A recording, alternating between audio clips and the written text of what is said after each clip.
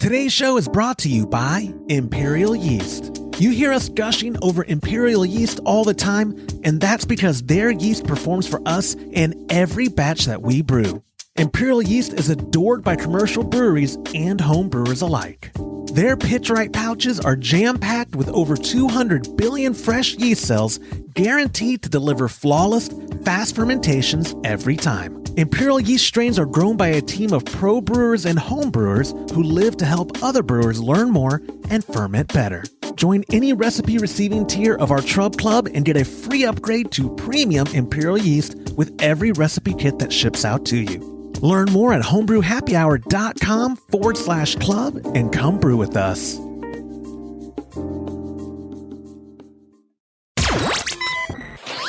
Entertaining shows with content that spreads information and sparks discourse throughout the community. This is the Pearl Media Network. Fixing scratch stainless steel, how to tell if my beer is infected, final gravity issues, and temperature range expectations with common yeast strains. This is Homebrew Happy Hour, episode 296.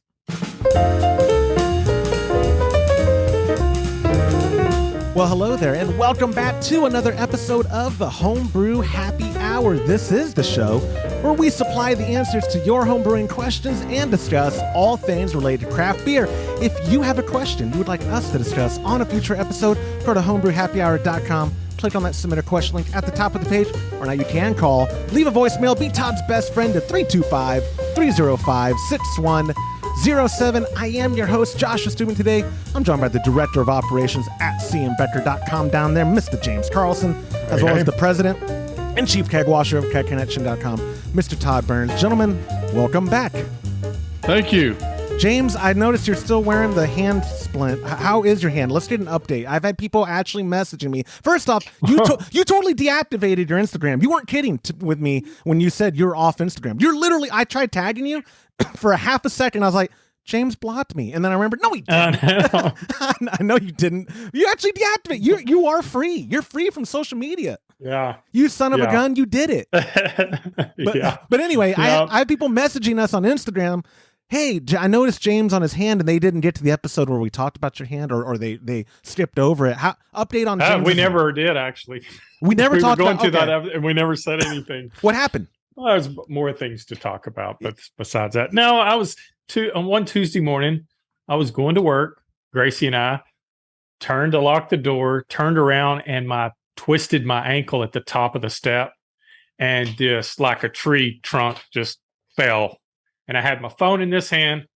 All I had was nothing in this hand. So I landed the bulk of it. And I'm probably 3.5 feet off the ground. And I fell all the way down. And I mean, I slammed into the carport caliche. And the first thing I looked at was because I heard my phone hit the rocks. And I was like, it's busted. And I looked at that and it was fine. And then it hit me. I had busted my knee, my ankle. My hand was hurting. I immediately called Todd. And I was like, I just fell off the back porch. I'm in pain like I haven't felt in years. I'm going to go lay down. So I took the whole day off. And knee was fine. The ankle started getting better. My hand started getting worse. So I'm sure I tore some ligaments. Dude, it swelled up. Better. It swelled up like a tree trunk. I was there a couple days later. It was a tree trunk. And you never went to the doctor. You're just... Oh, no. I'm good. It's getting better. It just takes time. I can move it.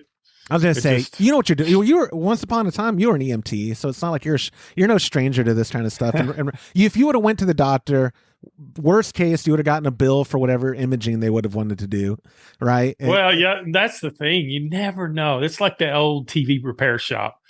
Is it really need this, and this, or do they? Yeah, I shouldn't be that way, but I'm a little cynical. Hey, man, as from one cheapskate to another, I understand. You go in and they find it's like I feel like that when I go to a mechanic, and Todd and I share the same mechanic most of the time. Not you. Yeah. When I'm talking about Habit, he doesn't watch the show. I can. Oh yeah, but God, I mean, when you got that guy for a mechanic, of course you're not trustworthy. Oh, it was this thing, you know. Oh, I found this other thing. No, I'm kidding. Scott's actually been great to me. There's another car company. He's a good guy. He's a great guy. But I'm glad. But your hand, is it feeling better since last week? Last time I saw you. Yeah, I can tell a difference this week from last week. It's just there's so many ligaments and everything in a So hand. many. It takes a while for it to get better. That's my story. I'm sticking to it. That's my story. Yeah, but I laughed at you. You didn't ice or nothing. You just gritted through the first day. Oh, I did. The first day. I went upstairs and got one of the Trump Club ice packs. Oh, good. I did. I see. Yeah. Here, I thought because you're you will do like a welding thing and not wear eye protection, or you'll do so many, like you don't wear hearing protection for things you should, or it's nuts watching you do that. So I thought you were just gritting through it like a man, because you touched on one of the first days, you hit your hand on a table maybe, and I've never heard you. I mean, I thought you were about to break down crying because I could tell you were in pain. Is what I'm getting. Oh, it's like somebody hit me with a cattle prod. It's like, oh. You were gritting through it too, like, James, you okay? I'm gonna be fine. And like, it was intense. I was like, it's like 9 a.m. We got to pop open some beer for him. And Todd, do you have any more of those pain pills? We got to do something. And then Todd's falling apart too. How's your neck, boss? I forgot to ask you. Back, neck, whatever it is. Yeah, it's terrible. My neck and my back. Yeah, you're getting. Oh, but yeah, hurts all the time. You're getting an MRI. Yeah, I'm getting an MRI Monday. Yeah. So, gosh, I hope it doesn't need surgery. Me too. Again. God, I do not want to go through surgery again. It's like I'm looking into my future with you two. You know what I mean? Yeah, a milder case, but yeah. I'm just saying, like, my neck, I'm like, oh, my neck is kind of sore. And you're like, oh, yeah. Yeah, just wait till you do something real bad. My neck didn't bother me at all when I was your age. At 36? Not at all. No? Oh, no. I could do anything at 36. I think nothing hurt. I don't want to admit this, but not a lot of listeners do jiu-jitsu. I think it's bad for your body, guys. I'm kind of convinced jiu-jitsu is not good for your skeletal system. I think my C2 through C5 might be infinitely better and healthier if I'd never started jiu-jitsu. But I'm almost 11 years in. I can't quit now. I need a reason for why my neck hurts. If I just quit doing jiu-jitsu, be like, now I'm just a guy with a bum neck, and nobody likes that guy. Moving on to stuff that matters to this show. We have episode 300 is coming up. I would love to solicit your voicemails, your texts, your emails. Let us know what your favorite moments from episodes 51 when James started becoming a normal guest, because episodes 0 through 50 or 1 through 50 have not a lot of educational value to them. I actually, most of them I think have been scrubbed off the face of the internet. But let us know your favorite moments from the history of the show. We'd love to hear from you. I've been trying to solicit some former guests too. We're still planning it out, or just let me know what you'd like to see for episode 300. A couple things. We can't do it live. We don't have a steady enough internet connection because we're going to be filming either at the pool or at the barn, or both. We could do both. But we know we wanted to do it there so that we could enjoy ourselves responsibly and also have a nice environment for enjoying episode 3. Yeah, let's do it at the pool. I won't have to wear a shirt. We got 2 more mini kegs of alt. Yes, we do. Todd, I don't want to have to pixel out anything if you go shirtless in an episode. YouTube's algorithms are going to pick something. There's a lot to see. There's a lot to see. There is a lot. That's a lot of burns to see. Yeah. Episode 300 right now is tentatively scheduled to come out on October the 6th, that Thursday. God willing, if something doesn't happen on any Thursday between now and then. Y'all want to hear something totally off the subject of everything we're talking about? Yeah. My wife just texted me, which she doesn't do much during the day. She said there was a bobcat at our chicken coop. No. Oh, wow. Oh, man. Bobcat's getting desperate. Well, y'all just had a lot of rain. Maybe he's just getting hungry. Yeah, I know. That's pretty wild, isn't it? Is your trap's not out right now? No, golly, I'd hate to catch a bobcat. No, I would trap. I would too, but your raccoon trap is. I mean, it's normally for raccoons, isn't it? Yeah. No, it's not out. He's just everything likes chicken. It's kind of like beer, Everything likes chicken and beer. Everything. Chicken and beer sounds great. Chicken and beer goes good together too. Let's do chicken and beer for the 300th episode. There you go. You have a grill up there, don't you? Or we can bring one up there. Yeah, we got grills everywhere. Oh yeah, like that, man. I'm excited about episode 300. I can't wait. We're gonna have fun, and I can't believe that we've done 300 episodes. That's a long time of just doing one a week. I was listening to Freakonomics, is one of my podcasts that I like, and they were talking about that they had just done their 500th episode. And I'm like, that's a lot of episodes, but I'm like, damn, we're already at 300. That's a lot, you know? Yeah, and how many do they only do one a week, or is Freakonomics multiples a week? I think don't get me lying. I'm not sure. Well, because not that it's not impressive. I mean, like Rogan has done what, like thousands of episodes, and because some weeks he'll do 5 and some weeks he does only 2, and we've tried doing this particular show multiple times a week would be difficult because y'all schedule mainly. I can make time, I can make time, boss. But doing it weekly, I don't know. I've been keeping you pretty busy lately. You have. And a lot of people, when I solicited first for people to leave us feedback or stuff for the 300th episode, they're like, "What happened to Recipe Recap? What happened to Booze News Weekly?" Todd Burns happened. The demand of the man has happened. Now I'm throwing you under the bus. I couldn't make time for all of the above. I didn't realize you weren't doing you weren't doing the other one still. It's been hard trying to get Booze News Weekly to be weekly and not Booze News Quarterly. Booze News Quarterly. Booze News Quarterly. 4 times a year we can bring you up to date. A 30-minute show. Actually, that one was like a 12-minute show 4 times a year. I will commit to that, my friends. Okay, so small talk back again. To wrap it up, we want you to brew with us. And this month's recipe, y'all don't have it on screen, but let me put it on. I think it's right here. Boom! It is Todd's ESB. Look at that. It is a delicious ESB recipe. Todd, we just floated his keg, and by we, I mean me. I just floated Todd's keg and had a good time. To be fair, though, you only got like 4 ounces when you got there, right? You didn't have one before, right? Of course I did. No, that was my Oh, it was. Yeah, that was my second or third pour, and I was doing full pints. Normally, I'll get an alt glass, but Todd, after he got us those pool glasses for you and me and him, James, and those are at least 16 ounce. I want to say they're 20, but I know they're at least 16. They are 16. Okay, so I've been doing that's. Yeah, I normally do a Kolsch glass when I go up there, but ever since he got me that drinkware, I've been doing it in those because it's just nice to be able to have my own glass, even though Todd's friends all take my glass when they come into town. They don't touch James's. They only use mine. And here's what's funny. Oh, let me tell you a small story. One of his friends, Guy, came into town, and I joked about how my glass is going to be the victim of something inappropriate. I just know it. Guy, with that, he doesn't watch the show. He gets there and gets my glass and asks Todd, he goes, "Wait a second. This hasn't been messed with for real, has it?" Like, he also thought that all the other guys were going to mess with my glass. Is that not true, Todd? That is true. Yes. And I don't know what the truth is. You told me that you told him, "No, of course not. No one's messed with it," but I don't actually know what's true. I have no idea. I wouldn't lie to both of y'all. Let me put that back. I've only known Guy since the first grade, so. Oh my gosh, right after fire was invented. That's a long time. Let me put it back on the screen.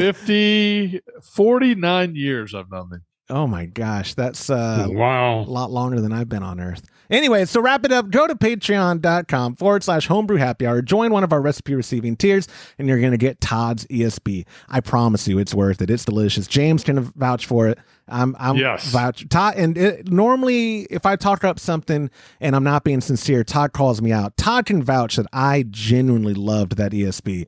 I was drinking it as much as possible when it was on tap. Rest in peace. It's not on tap anymore. But anyways, that's all. It is good. I love that beer too. It's one of that used to be Eric's absolute favorite beer. So he probably had a few of them too. I didn't realize that. Really, he seems like a Corona Light guy to me.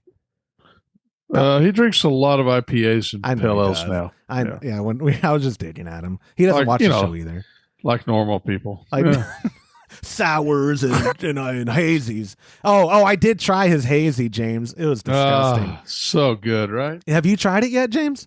Oh, don't. There's no. I mean, Wednesday when you come up for or when we do the 300th, whenever that day is in October.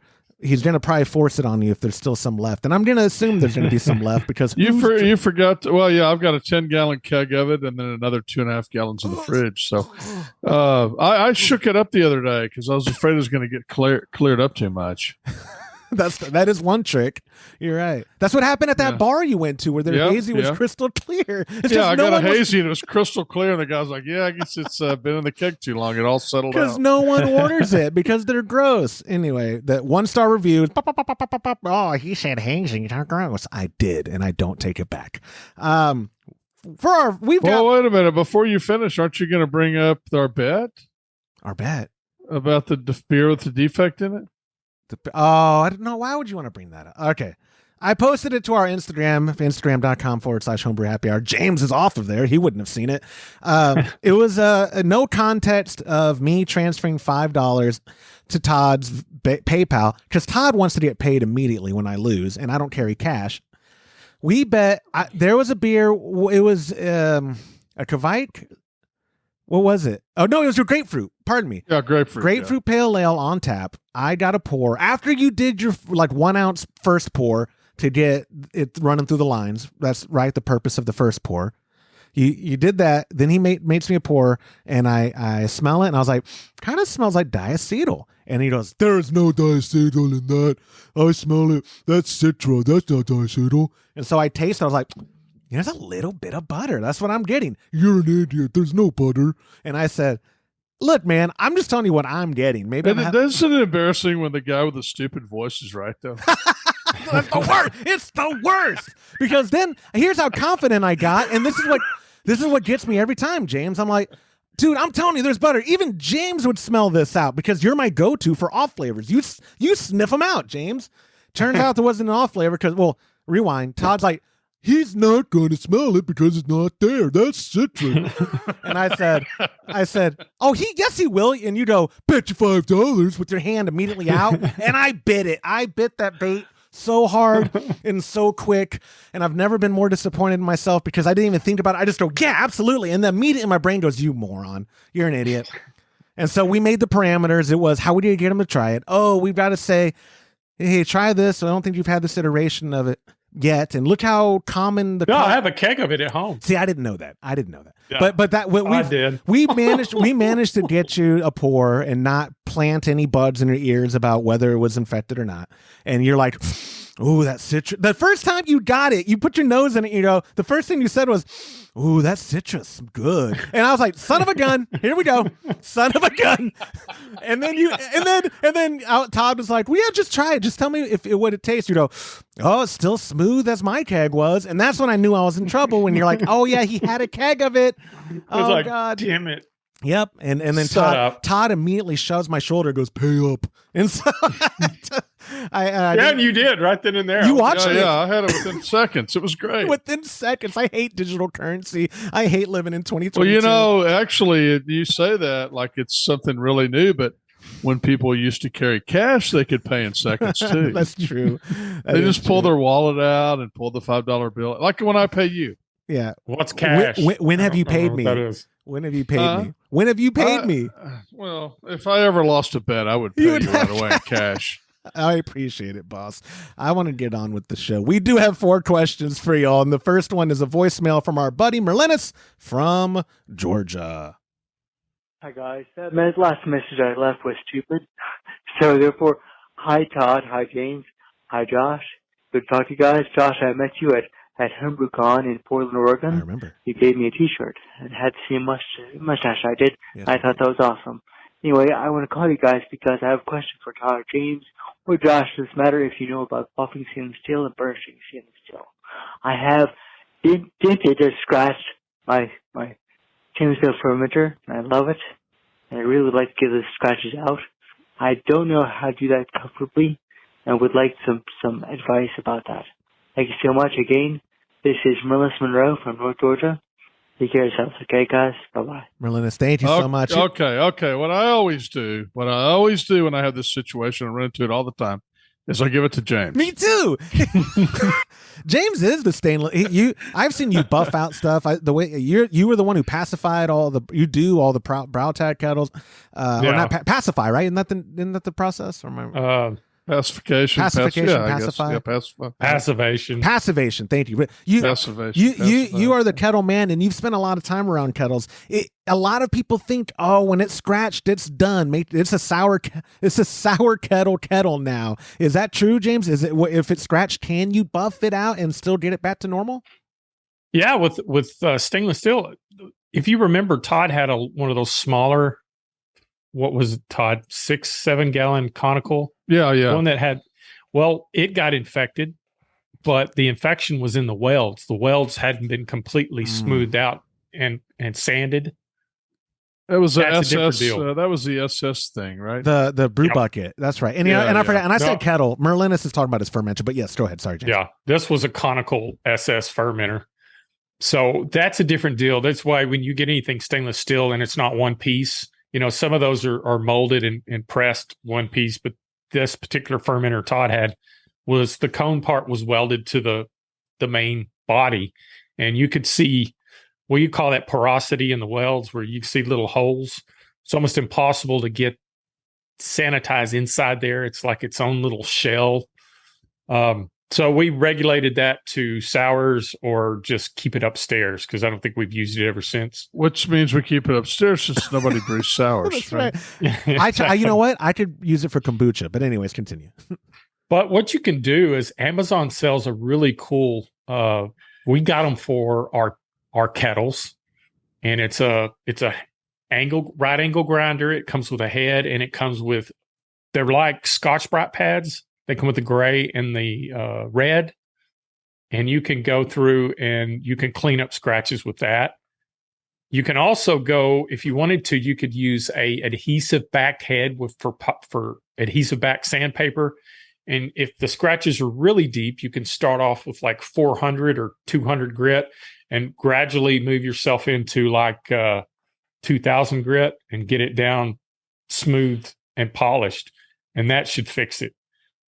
Like some back people to normal. Don't want to go that's a little too deep. Yeah. You're not going to worry about getting an infection with what we would call a brushed finish, and you can achieve that with just a regular red or gray pad. And in this sander that we got for the office, it's orbital, but it's electric. It's not air operated, so you can plug it into any wall. Those pads have Velcro on the back. You can get, I think we got if you remember, Todd, we got the sander and we got a whole box of gray and red pads for not a whole lot of money. Yeah. And they're super cool because they're hook and loop fasteners on the head. You can peel one off, peel another one on, and you can clean one up in no time at all. Send me the link on that so I can put it in the show notes because a lot of people listening will be interested because, like I said, like someone like me who maybe gets into the hobby and I know what equipment I need, but when it comes to carrying of it or whatever, I need a little bit more info. And again, there's kind of this thought process in my anecdotal bubble of being on Reddit and being online, whatever. When it's a scratch in either the kettle or the fermenter, people are like, oh, no, I got to replace it. Oh, whether, maybe with plastic buckets, that's true because you're not buffing out a plastic bucket. And then once it gets infected, it's infected. Oh, John, you're shaking you would buff out a plastic bucket. Well, you could, yeah. Is that going to be a $5 bet? We're doing a $5 bet that you can't. You want to bet me $5 that I can't buff out a plastic bucket? I don't know. Wait, let me think of the parameters of how to make the bet. Because let's work on the parameters. Okay, we'll work back to the question though. I'll spend $100 getting the stuff to buff out a plastic bucket so I can win. I can tell you exactly how I would do it. No, don't tell him, man. Let's talk about the bet first, James. You can tell him. He's not going to bet now. You let the cat out of the bag. Go ahead. How would you do it, James? I'm interested. Yeah, how would you do it? I get a headlight refinishing kit, and it would work.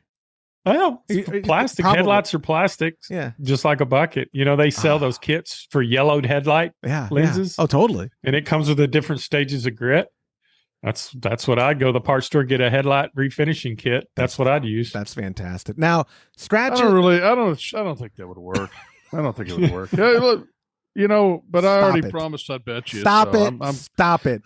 Back to this question, James. What is some basic care? Like, what are those or Todd, what are the things you send out with every brow talk? Because you fell in love with it's not Brillo. What is the? It's a stainless steel pad. It's just scouring pad. It's kind of Scouring, like a thank you. Brillo pad, but it's much coarser, and it doesn't have any solution. Brillo pads have soap built into them, but this is stainless steel, and it's not abrasive at all.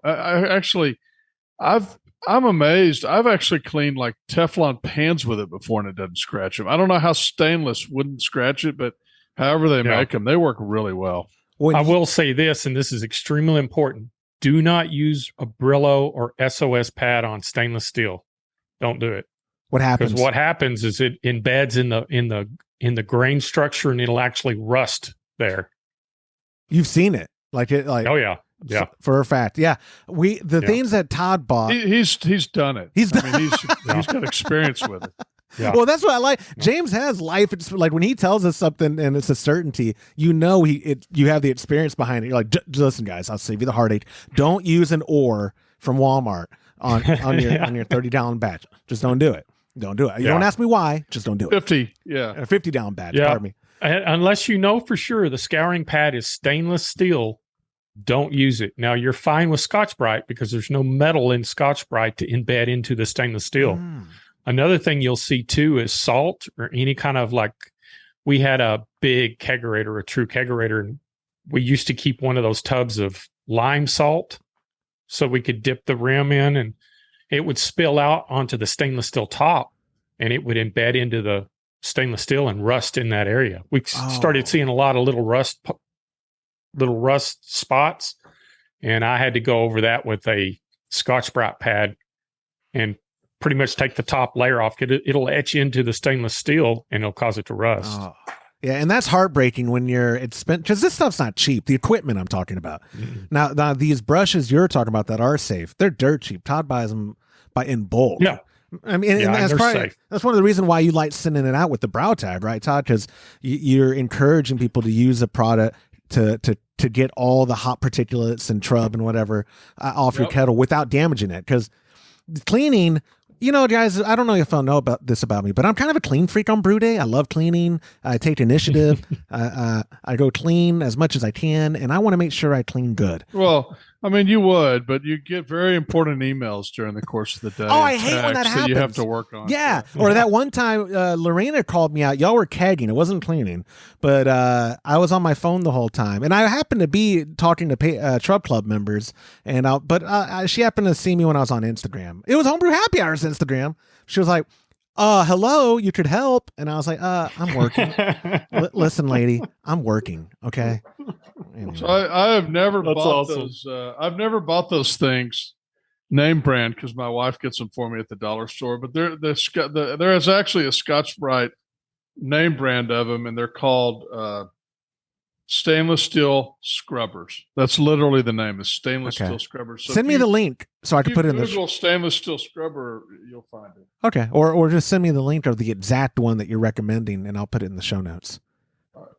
Or either one of you. But yeah, but kettle maintenance and fermenter maintenance, I mean, it's pretty crucial because the hygiene side of brewing is going to determine the outcome of your beer. You could have a perfect, flawless brew day, but you have a not clean kettle or not clean fermenter, or a fermenter that had scratches in it that got infected, and that really smooth brew day is going to turn into a sour beer. And which kind of segues into our second question. So let me thank you, Merlinus, for submitting that question. It's a great time to remind you, if and when we take your voicemail, you do get a $25 gift card to KegConnection.com. But if you leave us a text or you go to homebrewhappyhour.com, click on that submit a question link at the top of the page, you still get a $15 credit to KegConnection.com, which I think is pretty good.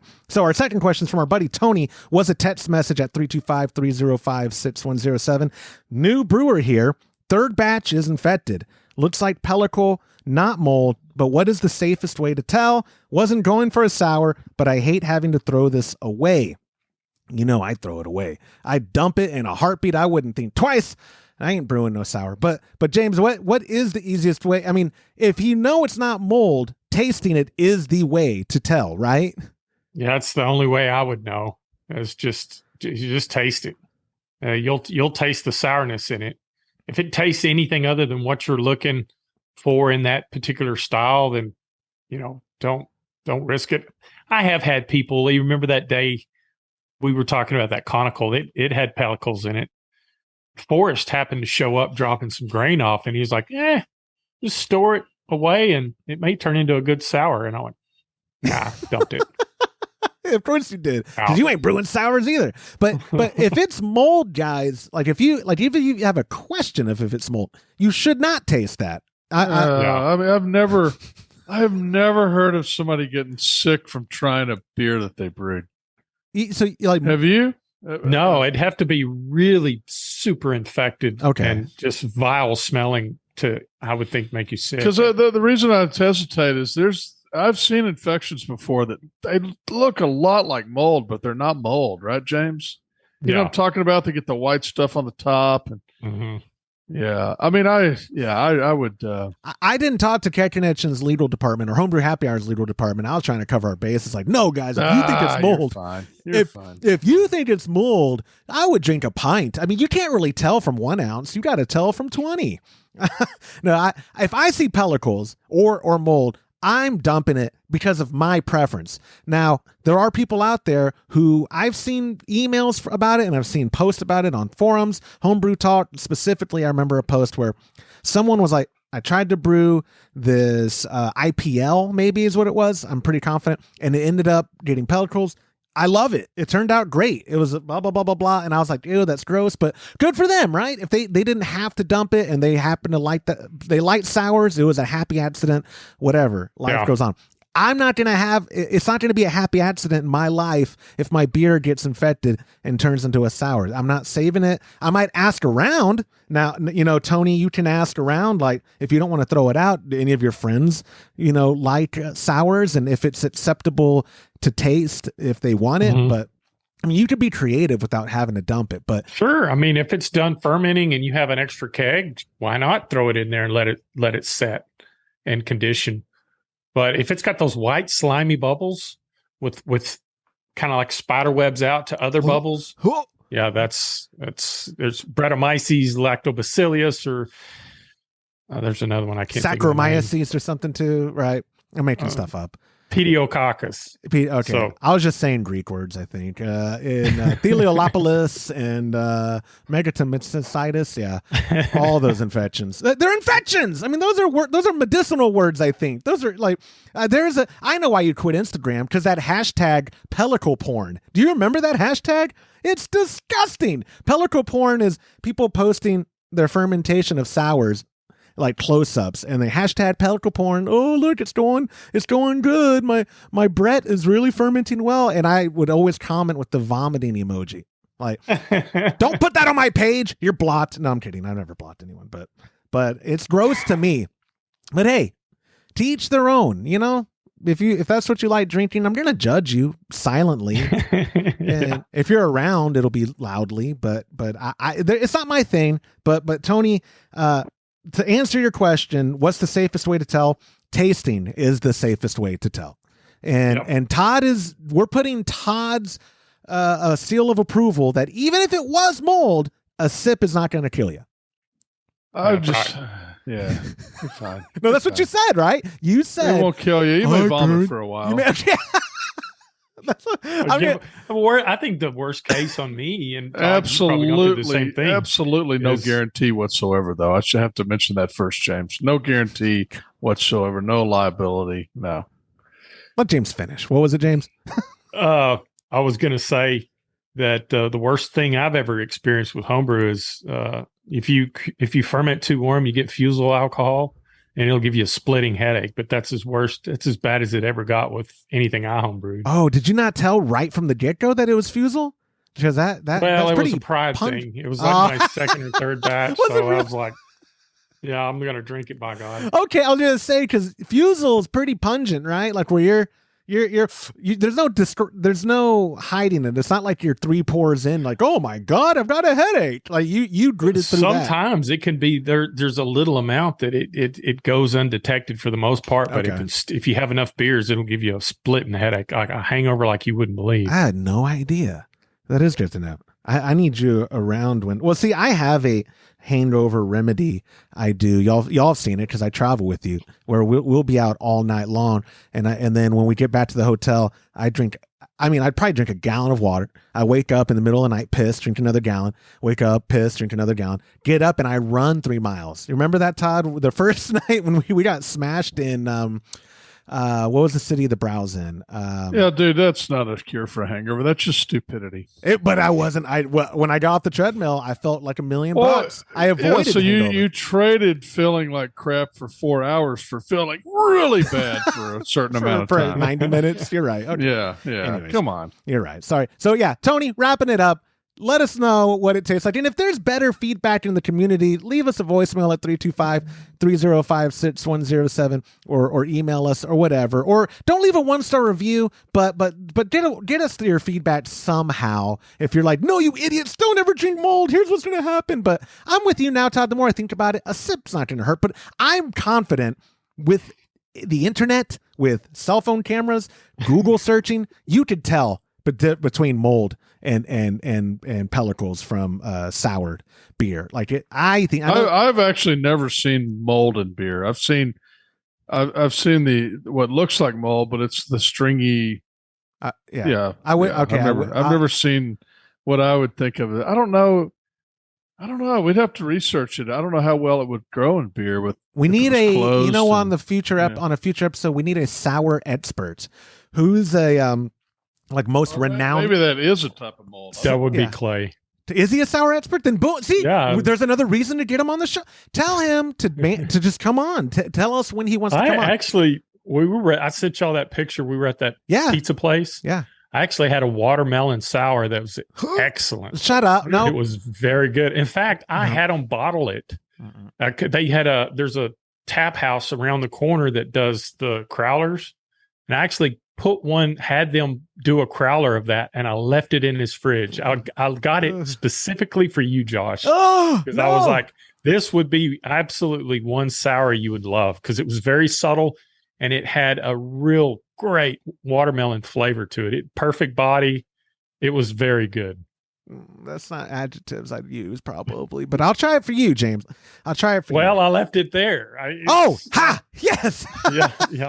No, trust me on this. I'm not fooling. Here's what I'll say. If I poured it out, I can tell you would absolutely love it. You and Clay were on episode 13 or something, and that sour he brought, I think verbatim, I said something along the lines of, "This is the best sour I've had, but I don't like it." But those were terrible. Oh, really? Okay, but you remember, because I remember trying to thinking, this is a good representation of it. It's just not my thing. When we went in, was it in Portland? When we went to, you went to New Belgium. You liked the one in New Belgium, you said.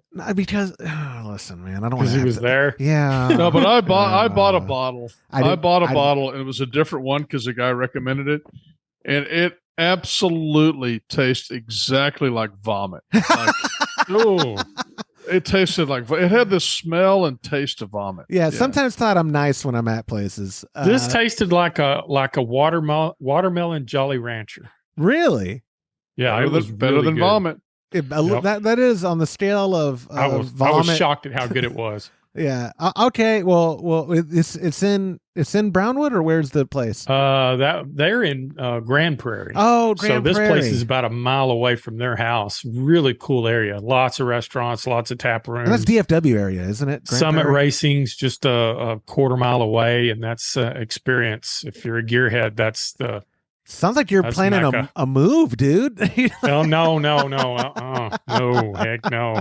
We visit. We don't live there. That's right. Yeah. That's awesome. But anyways, Gracie went with me. So did she really take the trip? We had a good weekend. Yeah, she went with me. Yeah. What did you do with her? Did you leave her at the house when y'all went out to the? Yeah, they have a little dog and they get along. That's awesome. Yeah, Clay, come on the show, brother. We'll have you on whenever you tell us when you're willing to come to Comanche, and we'll do it. We'll do it from there, or we can always Zoom him in. I knowing Clay, he's got a headset or something. He'd make it work. Oh, yeah. Or I'll ship him a microphone if he didn't have a decent one. No, he has everything. I know he does. I know he does. There you go, Clay. Or have him do it live and bring an updated sour, And that's what we'll do. We'll have him come for episode 300 and we'll go blind taste test. Is Josh going to vomit? And then just different sours on a table. That's a great idea. The people would love it. The people would love it. My suffering brings much entertainment. But Tony, thank you so much for submitting the question. Guys, I've got another voicemail for us. Question number 3 is our buddy Pete from Florida. Hey, Josh, James, and Todd. This is Pete from Florida. Got a question for you about gravity. Since you all are the kings of pressure fermenting now, I'm having issues with my final gravity. My original gravity seems to be fine, but as I start pressure fermenting towards at the end of it, I'm still 3 or 4, 5, 6 points above where I should be, and I'm pitching normal yeast. I'm using imperial yeast, plus I'm using safe ale and safe lager dry yeast, and having the same problems. Do I need to double pitch it, pitch twice as much yeast, or is it just the way it is when it comes to pressure fermenting? If you would give me answer the question, I would greatly appreciate it. All right, later. Pete's a good guy, member of our Chub Club.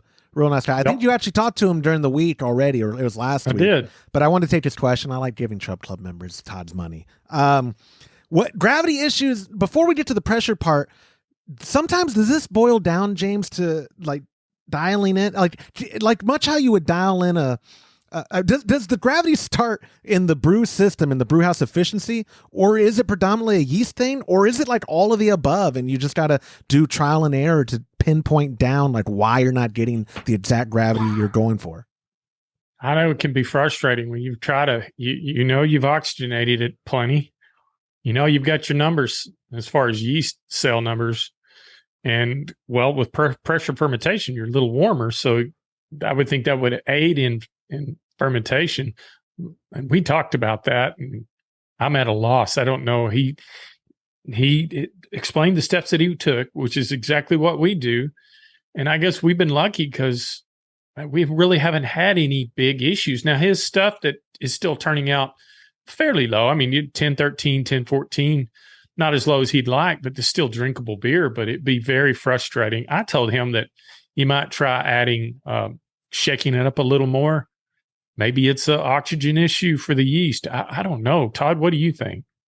You talked to him. What temperature was he? I mean, he could have pressure fermented at any temperature, I guess. So I don't know. Yeah, absolutely. But I think he told me he was fermenting at room temp, 70 degrees. 70 degrees. Mm-hmm. Well, I think I remember right.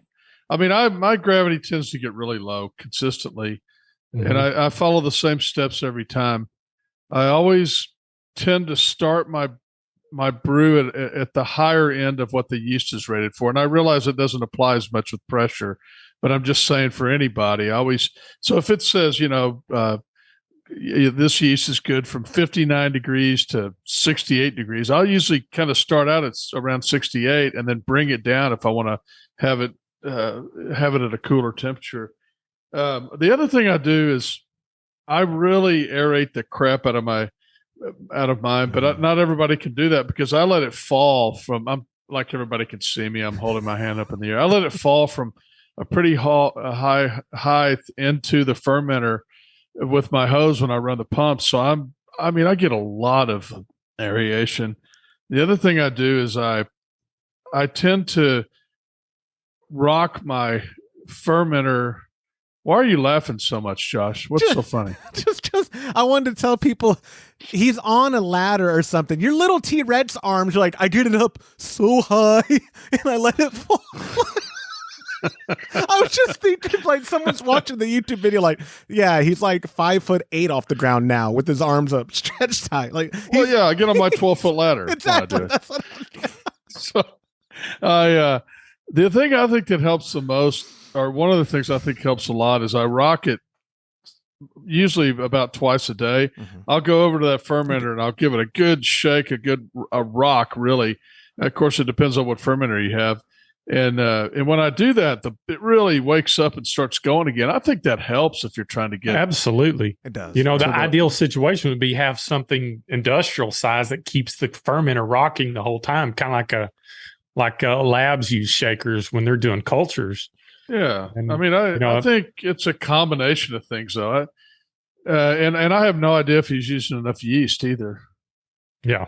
Yeah, Well, that's true. And that's what I was going to get to, James, because he did. So in Pete's specific situation, we know he's probably dialed in on his brewing system because his original gravity numbers are where he wants to be. So that's not the issue, which sometimes with people with gravity, it starts there, right? It starts with their grain bill, whatever. But you can, the resolution to that is using Brewer's Friend or any software so you know your grain, how much grains you want to yield what you're trying to yield, how much water you need to yield what you're trying to yield, blah, blah, blah.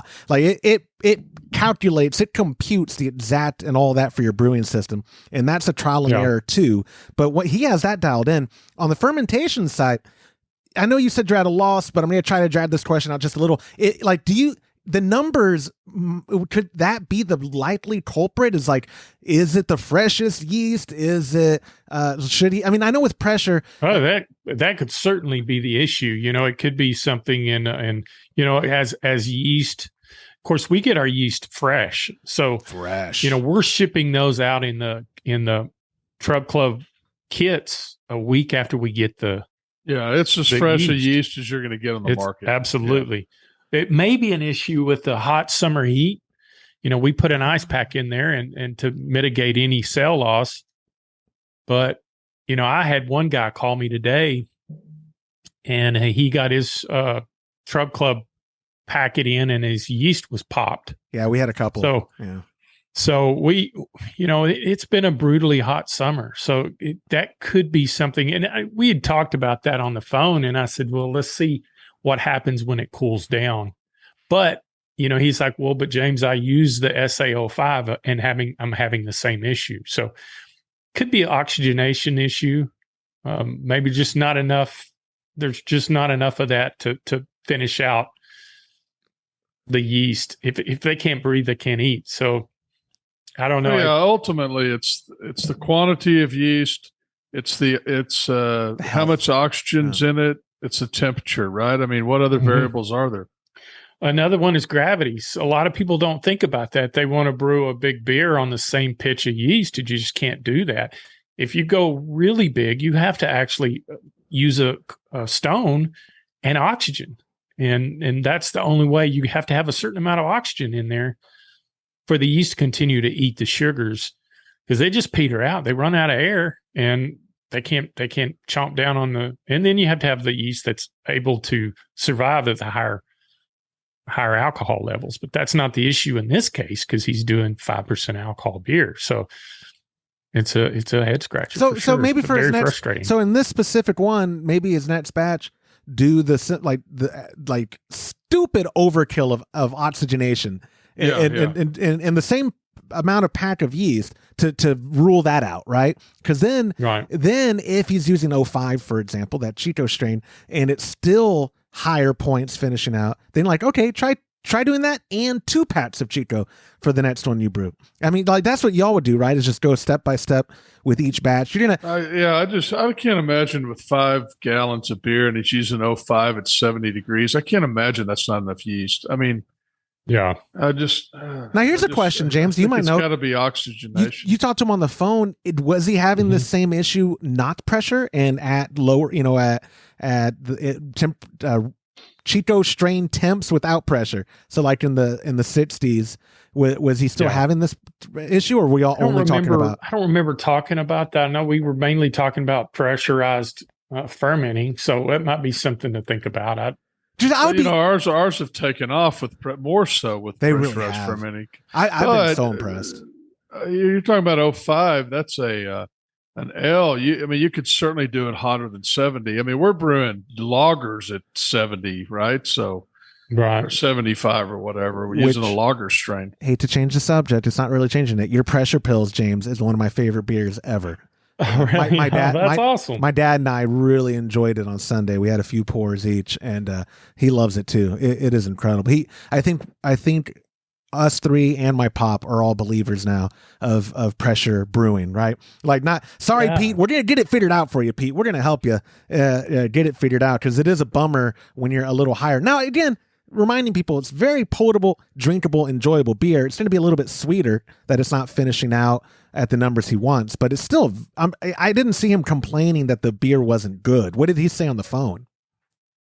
He just said that he hadn't been able to get it down in the lower gravity. Really didn't talk about that other than just numbers. Okay. He was below 1010, and now he's above, like he's 10, if I remember right, he was 1013, 1014, or was finishing at. It was several points higher than he wanted it to be, and was frustrated why he couldn't, because he's convinced the steps that he took are identical when he had success below 1010, and he couldn't figure out why he's not doing that now. And pressure is the only changed variable. I hear, what is that? Jonathan Marut screaming at the monitor, and I'll have to give an update of what he's saying. He's gonna, Jonathan's going to be like, here, tell him to do this or tell him to do that. Or I'll give you all the Jonathan Marut minute on next week's episode, when he inevitably he'll text me. Every time I name drop him, he's like, you're right, I was screaming at the monitor. See?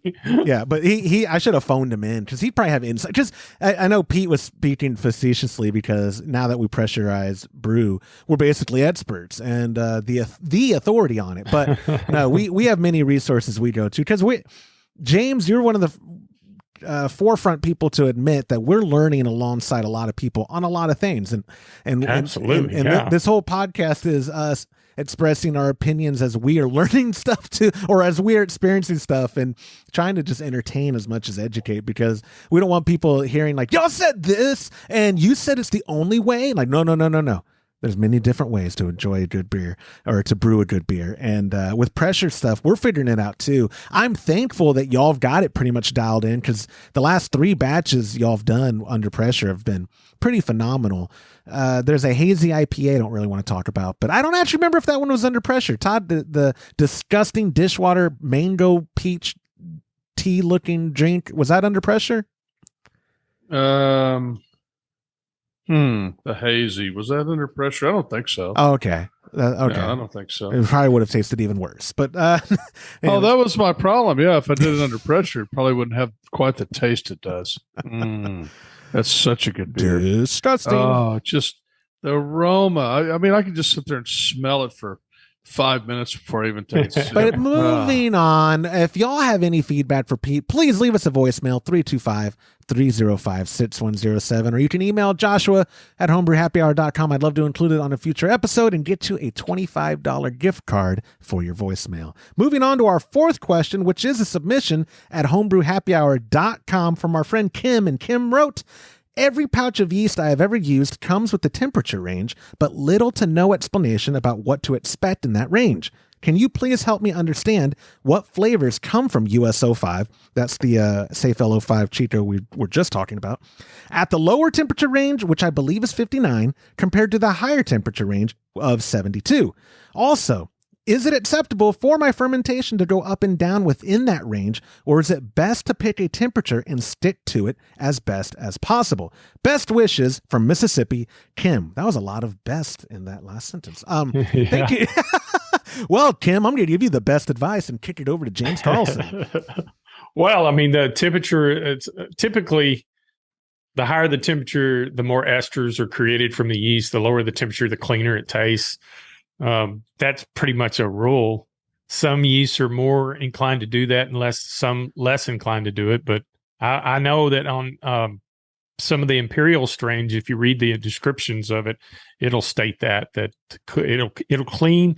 It ferments cleaner at colder temperatures, but it's also slower, and it ferments faster with more esters at a warmer temperature. So it's kind of a give and take. That's why when you're doing lagers, you want to do more. You want to pitch more cells, because the fermentation is quite a bit slower. You want to have enough numbers for it to eat through the sugars and not peter out, and then you've got a stuck fermentation. Me, I'm not an esters kind of guy, so I tend to try to find a yeast that's cleaner at colder temperatures than more estery at warmer temperatures. Yeah. Todd, he's probably the most versatile brewer. So he's brewing all kinds of styles. So this may be more of a question for him. Well, and Todd, before pressurized fermentation was introduced in your life, what range did you vary the range based off what you were trying to get from the style, or do you like to just dial in? It's an ale. I'm at 59. It's a or I'm at 60, whatever. At lager, I'm at 52. Or I mean, how is your process or your thought process? I mean, I always read the label and see what they recommend.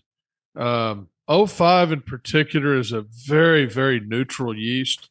So you don't, even at the higher, now if you go over the range they recommend, it would happen. But even at the higher range on that, I've done it at 70. I don't get a lot of esters on 05, but a lot of yeast, you're going to get a lot of esters if you get, I mean, there's certain, well, even when you're brewing a Hefeweizen is a good example.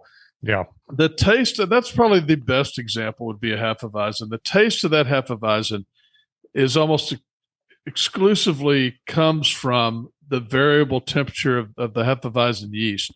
So if you want banana taste, you actually shoot for a different temperature than if you don't want banana taste. So that's just a yeast where you can really feel it and see it. 05 is a little harder because it's so neutral. But I mean, like I said before, I tend to start higher and make sure that everything's going good, and then I bring it to a lower temperature so I don't get too much of the ester taste. And when I say I start high, I mean, if it recommends, let's say it recommends the high end is 70, I may start it at 70 and then bring it down fairly quickly within a few hours to where I want it. But I'm just trying to get that. I'm just trying to get it going and make sure I don't get a stuck fermentation. But yeah, I mean, what James said is exactly right. The higher the temperature, the more esters you're going to get. Here's a thought experiment for y'all, and I might need Owen and Casey on here or some other yeast expert. Y'all may not have opinion on it, but are y'all in the camp that the range is implying the temperature of the container that you're fermenting in, or the actual literal temperature of the wort as it's turning into beer? Because there are temperature of the liquid. Oh, right. Okay. Yeah. So do you take into account then the change that fermentation does? Because what is it? Is it like up to how many degrees does the wort warm up to, and when it's like getting towards high Krausen? Do you have any idea? No, it does create a little. Yeah. The yeast will create a little heat, right? Yeah. So because I remember the best example we were doing. This was on the old system. We did 40 gallons of an ale, and the night that we were cooling it down and pitching the yeast, a cold front moved in, and I mean, it got cold, 8 degrees, something like that. And I remember the building where I was living in, it had a huge front area and it was super hard to heat. And so it got cold, and we pitched 10 vials of, at that time, the only liquid yeast I could get my hands on was White Labs. And I want to say it was a California ale yeast or West Coast ale yeast. Poured it in there, and I heard it bubbling like crazy about 3 o'clock in the morning. Went out and I put my hands on the stainless steel conical, and you could feel the heat coming off the container. That's cool. And I never realized that it would how much it would do that. But it was that was probably one of the best beers that we brewed. It was just a perfect storm. We had good ambient cold temperature around the fermenter, trying to kind of counteract the heat that was generated from all that fermentation. I was going to say, so if you're on the higher end, then you might actually be above what you think because of the discrepancy, right? So if you're, oh no, it says 72, I'm at 72, but then it creates that heat, and oh no, now the liquid's actually 76. I'm making up a number, but like then you're like, why did I get so many esters? And it's like, oh, because you were actually kind of out of the range as fermentation was going. Am I right? Yeah, in that but thought? I think there's a difference between fermenting 5 gallons and doing 40. Oh, totally. Totally. And completely over pitching the yeast. Totally. And we use oxygen on that. I want to say that was an 8% beer that we were doing, 8 or 9%. And we had a carbonation stone, and we had pure oxygen on it, and it went to town. It fermented in 3 days.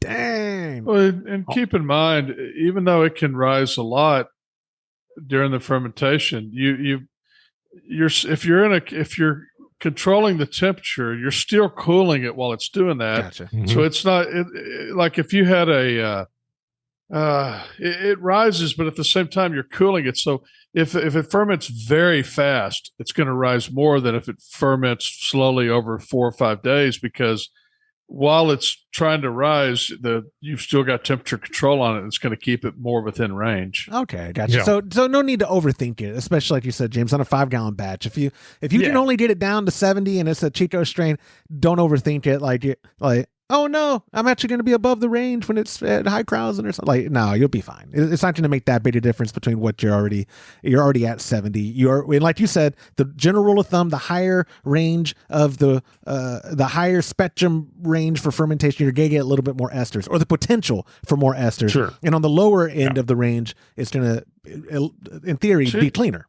She had another question, another part of her question, right? Did we answer everything? Oh yeah, so yeah, cover it real quick. Is it acceptable to let fermentation go in and out of that range, or do y'all do y'all just stick to? I mean, I know when y'all are, for the most part, temperature controlling your stuff, so you pick the temperature and it stays at that. You don't let it go 59, 74, or 72. You're going to have some variation, pretty much always, but. Because like you said, the temperature can rise during the fermentation. I mean, you're going to have some variable, particularly if you just put it in a closet and the closet maybe doesn't stay at the same temperature during the day and during the night. I wouldn't overly worry about it. Absolutely. That would be the one thing that you wouldn't want to store your fermenter like in a garage, somewhere that sees huge temperature swings between day and night. Inside the house, covered. I always put a towel over mine. I had a glass conical, and I put it in a little water bath in a closet in our kitchen. And I would use cold packs and just try to keep it within 2 or 3 degrees stable. And for the most part, I was able to do that. Winter, it's not near as big a deal as it is in summer. But I think if you're just a few degrees within that range, I think you'll be fine. And or pressure ferment and stop the ester from the Jonathan. Hold on, the Jonathan Marut minute. What is that? You can do it in your garage. Do it under pressure. Keep it. Yeah, that's what those beers that we did in the garage. Were there 2 or 3 of them in there? 3.